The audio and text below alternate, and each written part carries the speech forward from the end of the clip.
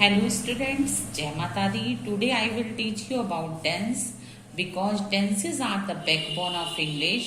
If you do not know tense, then you cannot speak English at all and you will be unable to learn further grammar. So let's start our tenses. Students, tense Hindi meaning is कॉम. Tense के 3 kinds होते हैं, फिर इसके सब types भी होते हैं. टेंस के जो 3 काइंड्स होते हैं वो होते हैं प्रेजेंट, पास्ट, फ्यूचर. प्रेजेंट का मतलब वर्तमान काल, पास्ट का मतलब भूतकाल, फ्यूचर का मतलब भविष्य काल. ये तीनों काल होते हैं, इनको हिंदी में काल भी कहा जाता है. तो प्रेजेंट, जैसे आज आप स्टूडेंट हो 10th क्लास के, ये आपका प्रेजेंट है. आप 9th के स्टूडेंट थे, ये आपका पास्ट हुआ. आप 11th में आओगे, ये आपका फ्यूचर होगा. अब इसके सब टाइप्स भी होते हैं. हर टेंस के सब टाइप्स होते हैं. Present indefinite, past indefinite, future indefinite. In the same way present continuous, past continuous, future continuous. Present perfect, past perfect, future perfect. Present perfect continuous, past perfect continuous, future perfect continuous. तो total 3 tense हुए और इसके सब types मिला करके ये 12 हो गए. हर टेंस के 3 पार्ट होते हैं. अफर्मेटिव, जिसे असर्टिव और पॉजिटिव भी कहा जाता है, नेगेटिव और इंटरोगेटिव. लेकिन टेंस स्टार्ट करने से पहले आपको कुछ नॉलेज जरूर होनी चाहिए. जैसे पर्सन्स की. पर्सन्स होते हैं फर्स्ट पर्सन, सेकंड पर्सन और थर्ड पर्सन. यदि आपको पर्सन्स के बारे में नहीं पता होगा तो आप टेंस नहीं कर सकते, क्योंकि ये सभी टेंस के लिए मस्ट हैं. एक्टिव पैसिव के लिए मस्ट हैं, रिपोर्टेड स्पीच के लिए मस्ट हैं. तो पर्सन्स को बहुत अच्छी तरह से समझना. I, we, first person. Second person you. Third person he, she, it, they. और एनी मेल और फीमेल नेम थर्ड पर्सन में आता है. जैसे कोई मेल नेम है राम है, फीमेल नेम है सीता है, जो भी नेम है वो थर्ड पर्सन में आते हैं. तो पर्सन्स के बारे में जरूर पता होना चाहिए. आप पर्सन्स को स्टूडेंट्स लर्न कर लीजिए. It will be better for your future. इसके अलावा टेंस करने से पहले हमें वर्ब की फॉर्म्स के बारे में भी जरूर पता होना चाहिए. वर्ब की फॉर्म्स 3 होती हैं, first form, second form, third form. और आईएनजी लग जाता है तो वो वर्ब की फर्स्ट फॉर्म में लगता है. उसके बारे में मैं आपको बताऊंगी. वर्ब की फर्स्ट फॉर्म, जैसे मैंने अब लिया कम, तो केम हो गई सेकंड फॉर्म, कम हो गई थर्ड फॉर्म. गो, वेंट, गोन, गिव, गेव, गिवन, रीड, ये तीनों फॉर्म सेम रहती हैं. चलिए अब हम स्टार्ट करते हैं अफर्मेटिव. इसकी हिंदी पहचान होती है जिन सेंटेंस के एंड में ता है, ती है, ते हैं आदि शब्द आते हैं, वे प्रेजेंट इंडेफिनिट टेंस होते हैं. वो प्रेजेंट इंडेफिनिट टेंस होते हैं. जैसे वह पत्र लिखता है, इसके एंड में ता है आ गया, ती है आ गया, ते है आ गया, तो वो सब प्रेजेंट इंडेफिनिट होते हैं. इसका रूल होता है सब्जेक्ट प्लस वर्ब की first form plus object. Subject plus verb की फर्स्ट फॉर्म प्लस ऑब्जेक्ट. अब पर्सन्स मैंने आपको यहां पर डिस्क्राइब कर दिए, फॉर्म्स मैंने डिस्क्राइब कर दी. अब जैसे आता है सेंटेंस कि वह आम खाती है. अब मैंने रूल बताया सब्जेक्ट प्लस वर्ब की फर्स्ट फॉर्म प्लस ऑब्जेक्ट. तो शी थर्ड पर्सन है. अफर्मेटिव का रूल होता है कि थर्ड पर्सन के साथ एस या ईएस को ऐड कर दिया जाता है वर्ब की फर्स्ट फॉर्म में, और जो फर्स्ट और सेकंड पर्सन होता है उसके साथ सिंपली वर्ब की फर्स्ट फॉर्म लग जाती है. रूल एक बार दोबारा सुनो. थर्ड पर्सन के साथ एस या ईएस को ऐड कर दिया जाता है और फर्स्ट पर्सन और सेकंड पर्सन के साथ वर्ब की फर्स्ट फॉर्म को लगाया जाता है. फॉर एग्जाम्पल, वह आम खाती है, तो शी सब्जेक्ट हो गया. अब ईट जो है वो वर्ब की फर्स्ट फॉर्म हो गई. रूल्स के अकॉर्ड हमने इसमें एस लगा दिया, तो शी ईट्स मैंगो. अब वह बाजार जाता है, तो ही गोज टू मार्केट। अब ही थर्ड पर्सन है, गो वर्ब की फर्स्ट फॉर्म हो गई और हमने इसमें ईएस को प्लस कर दिया, तो ही गोज टू मार्केट। अब एक क्वेश्चन होता है कि किस सेंटेंस में हम ईएस को लगाएं और किस सेंटेंस में हम एस को लगाएं। इसका आंसर बहुत से स्टूडेंट्स के पास और बहुत से एजुकेटेड पर्सन्स के पास भी इसका आंसर नहीं है। आज मैं इसको भी क्लियर कर देती हूँ कि आपको ईएस कहाँ ऐड करना है, एस कहाँ ऐड करना है, ये बहुत बड़ा कंफ्यूजन है, इसको क्लियर कर देती हूँ। तो जरा यहाँ पर देखो कि ये क्वेश्चन है कि when to put ES with main verbs, कि मेन वर्ब्स के साथ हम ईएस को कब लगाएं, इसके रूल देखो।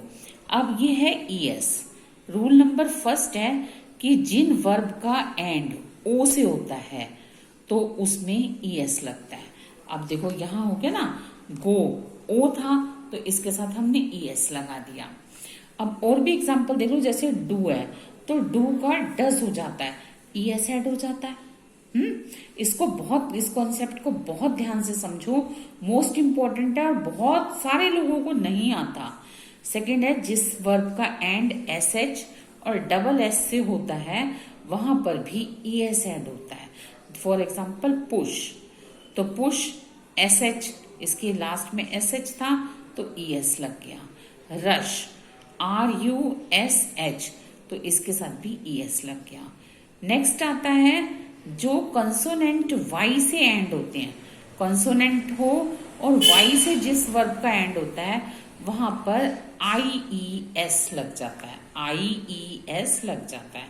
जैसे क्राई, तो क्राई का वाई कंसोनेंट से एंड हुआ तो क्राइज बन गया, ट्राई ट्राइज बन गया। ठीक है, अब क्वेश्चन ये है कि कंसोनेंट वाई से एंड होता है तो IES लग जाता है, लेकिन जब किसी का एंड वाई कंसोनेंट से हो और उससे पहले वोवेल हो तो उसमें ईएस नहीं लगता। बहुत केयरफुली लिसन करो इसको कि जिसका एंड वाई से हो, यहां पर ये था ना कि वाई से एंड हुआ लेकिन इससे पहले दोनों आर जो हैं वो कंसोनेंट है, लेकिन यहां पर अब से वर्ड है तो वाई से तो जबकि एंड हुआ है लेकिन इससे पहले वोवेल है तो हम सेज करेंगे, एस लगाएंगे, ईएस नहीं लगाएंगे। जैसे प्ले है, वाई से एंड हुआ लेकिन इससे पहले ए है तो हम प्लेज लगाएंगे। ये कॉन्सेप्ट क्लियर हो गया। ये कॉन्सेप्ट आपको कोई भी नहीं बताएगा, इसलिए इस कॉन्सेप्ट को आप बहुत केयरफुली लर्न करो। नेक्स्ट आता है हमारा नेगेटिव। अब नेगेटिव का हिंदी मीनिंग होता है नकारात्मक, नकारात्मक। इसका जो रूल होता है वो रूल है subject plus does not plus do not, verb की फर्स्ट फॉर्म प्लस ऑब्जेक्ट। अब देखो डज नॉट किसके साथ लगता है, डज नॉट और डू नॉट। डज नॉट लगता है सिंगुलर नंबर के साथ और डू नॉट लगता है प्लूरल नंबर के साथ। रूल एक बार फिर देख लो, subject plus does not do not plus verb की first form plus object. For example, वे फुटबॉल नहीं खेलते हैं तो दे प्लूरल है, इसके साथ डू नॉट लगेगा, they do not play football. वह चावल नहीं खाती है, she does not eat rice, क्योंकि शी अकेली है, सिंगुलर है तो इसलिए इसके साथ डज नॉट लग गया, she does not eat rice. अब नेक्स्ट आता है हमारा इंटरोगेटिव। इंटरोगेटिव यानी प्रश्नवाचक। इसमें डू और डज को स्टार्टिंग में लगा देते हैं। जैसे क्या वह आम खाती है तो does she eat mango. Does क्यों लगा, इसके सिंगुलर के हिसाब से, क्योंकि शी सिंगुलर है तो इसलिए इसके हिसाब से डज लगा, तो डज शी ईट मैंगो। और लास्ट में क्वेश्चन मार्क को मेंशन करना मत भूलना, otherwise it will be wrong. जैसे डू दे ईट मैंगो, अब दे प्लूरल है तो इसलिए डू दे ईट मैंगो। दे के हिसाब से यहाँ पर डू लगा, क्या वे आम खाते हैं। ये तो हो गए आपके सिंपली इंटरोगेटिव। इंटरोगेटिव में एक आता है WH फैमिली वाला वर्ड्स। WH फैमिली का मतलब होता है कि ये भी इंटरोगेटिव का ही पार्ट होते हैं। इसके कुछ वर्ड्स होते हैं, कुछ वर्ड्स में यहाँ पर मेंशन कर रही हूं। वाई, वेयर, व्हेन, हाउ, विच, ये इंटरोगेटिव वर्ड होते हैं जिनको हिंदी में बोला जाता है क्यों, कहाँ, कब, कैसे, कौन सी। ये सब वर्ड्स इंटरोगेटिव वर्ड्स होते हैं। WH फैमिली वाले सेंटेंस को बनाने के लिए रूल होता है WH plus do does plus subject plus verb की फर्स्ट फॉर्म प्लस ऑब्जेक्ट। दोबारा सुनो रूल। WH फैमिली वाला वर्ड डू और डज, वो सब्जेक्ट के अकॉर्ड लगेगा। सिंगुलर है तो डज, प्लूरल है तो डू, फिर सब्जेक्ट, फिर वर्ब की फर्स्ट फॉर्म, फिर object. For example, why does she go there, वह वहां क्यों जाती है, वह वहां क्यों जाती है। अब क्यों की इंग्लिश वाई हो गई, शी के हिसाब से डज लगेगा तो why does she go there. तुम कहाँ रहते हो, कहाँ की इंग्लिश वेयर हो गई तो यू के हिसाब से यहाँ डू लगेगा, वेयर डू यू लिव। ये WH फैमिली वाले सेंटेंस ऐसे बनते हैं। तो स्टूडेंट्स, ये प्रेजेंट इंडेफिनिट को मैंने आपको डिटेल में बताया, लेकिन आपको मैं प्रैक्टिस के लिए भी दे रही हूँ। बहुत से स्टूडेंट्स बोलते हैं कि आप हिंदी में भी प्रैक्टिस करा दीजिए, इंग्लिश में भी करा दीजिए, तो मैं आपको प्रैक्टिस शीट दे रही हूँ, आप इसको कीजिए, फिर मैं आपको इसका सॉल्यूशन भी बताऊंगी। प्रैक्टिस शीट में आप देखिए, जैसे है आई, फिर मैंने डैश डाल दिया यहाँ पर, टू प्ले फुटबॉल। आपको यहाँ पर वर्ब को भरना है प्रेजेंट इंडेफिनिट के अकॉर्ड। जैसे मैंने रूल क्लियर किया उसके अकॉर्डिंग आपको वर्ब को भरना है।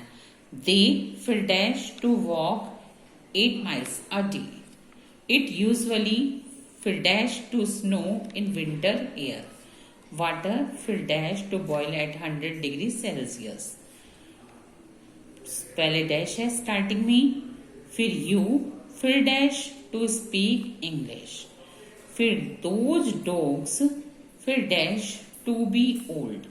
ये मैं आपको सॉल्यूशन बता देती हूँ। HRM वाज वर, ये सेंटेंस जो होते हैं टू बी की फॉर्म होते हैं, तो इसलिए यहाँ पर दोज डॉग्स आर ओल्ड लग जाएगा, वो सिंपली प्रेजेंट हो जाएगा। एक मैंने आपको बता दिया, one is done for you. इस इन द सेम वे आपको ये फिलअप करने हैं, फिर मैं आपका चेक करेक्शन करा दूंगी। अब आते हिंदी के सेंटेंस, इनको, ये सारे प्रेजेंट इंडेफिनिट के हैं, इन सबको आपको इंग्लिश में ट्रांसलेट करना है for practice. Translate these sentences into English.